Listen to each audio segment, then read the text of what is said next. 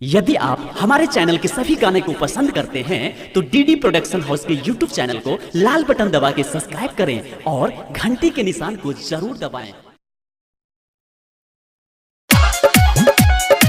Presented by DD Production House, Sakri।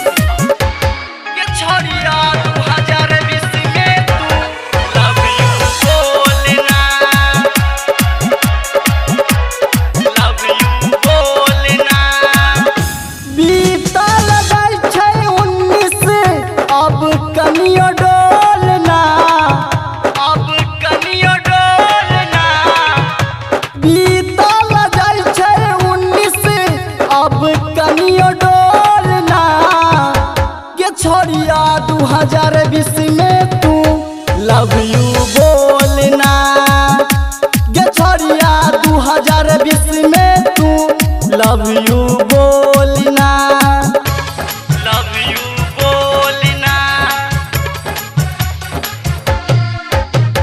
DJ Sumit Satish Ranjan, Sumit Satish Ranjan, गे छोड़िया 2020 में तू love you बोलना, लव यू बोलना। हे गे चढ़ल जवानी के नासा गे छोड़िया छौरा सबे झाड़ी देतो, लागै छो तोहर सेक्सी बदनिया गहे गहे ससारी देतो, गहे गहे ससारी देतो। हे गे चढ़ल जवानी के नासा गे छोड़िया छौरा सबे झाड़ी देतो, लागै छो तोहर सेक्सी बदनिया गहे गहे ससारी देतो। डाल दे तो बियर पूरा मुहवा अपन खोलना, डाल दे तो बियर पूरा मुहवा अपन खोलना, गे छोड़िया 2020 में तू लव यू बोलना, गे छोड़िया 2020 में तू लव यू बोलना।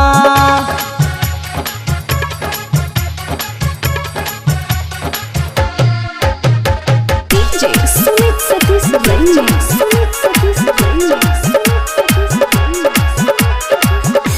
गे छोड़िया 2020 में तू लव यू बोलना, लव यू बोलना। हे गे चंदन चमन त तोरा खिलैतो मटन चिकन पनीर गे, बिपिन चमकीला कहो गे छोड़िया लागे छा तू रंगीन गे, लागे छा तू रंगीन गे।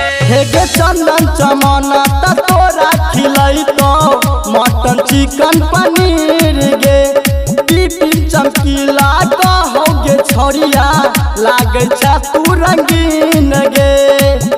कहो डीजे वाला छौरा चोली अपन खोलना, कहो डीजे वाला छौरा चोली अपन खोलना, गे छोड़िया 2020 में तू लव यू बोलना, गे छोड़िया 2020 में तू लव यू बोलना। Recording by DD production house Sakri 97 084 45 722।